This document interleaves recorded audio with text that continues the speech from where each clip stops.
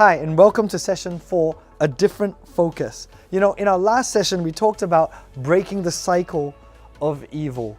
And that's kind of what Joseph did. Today, we're going to look at a very interesting short story hidden in the big narrative of the story of Joseph.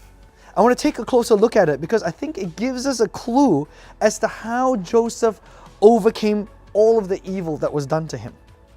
Like, we already know that one, he refused to accept the standard response, right? So he was kind of like, I'm going to make a mosaic out of this whole thing.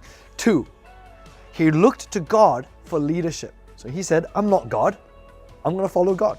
3, he made a conscious choice to break the cycle. But 4, there's something else. You see, usually people who are hurt, they look inward. They look at themselves. It's very normal. It's a natural phenomenon without even knowing it. Imagine when you injure your body and you stub your foot, immediately you're looking at your foot. Or when I was in Manila, I got food poisoning, right? I was sick. I was not able to think about other stuff. I was constantly in the toilet. And but you're just grappling with your own issues. But Joseph, something else happens with Joseph. Let's go into Genesis 40, 1 to 8. And you can read that passage later. I'm just going to highlight verse 6 and 7. When Joseph came to them in the morning, he saw that they were troubled. Now this are two people, the cupbearer and the bread guy. They were summoned up. They had a dream, right, from God, and something was bothering them. So verse 6 goes, when Joseph came to them in the morning, he saw that they were troubled. So he asked Pharaoh's officers who were with him in custody in his master's house, why are your faces downcast today? Let's put this verse in context. Joseph was in prison. He was wrongly accused. He was sold to slavery by his brothers. Here's a guy who's got a lot of things going bad in his life, right? He was the favorite son. God had given him amazing dreams that people would bow down before him. None of these things are coming true at that moment. Yet Joseph did not see himself as a victim.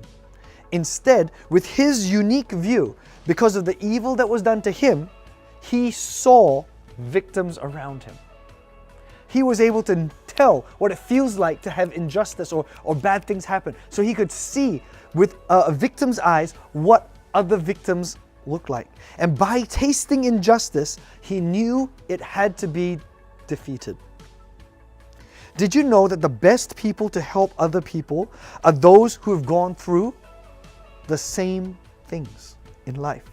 Our scars and our hurts can be the very tools for the restoration of others, but only if we let God heal us. Let's read 2 Corinthians 1, verse 3 and 4. And I'm going to try and read this slowly so that you can capture the weight of this verse.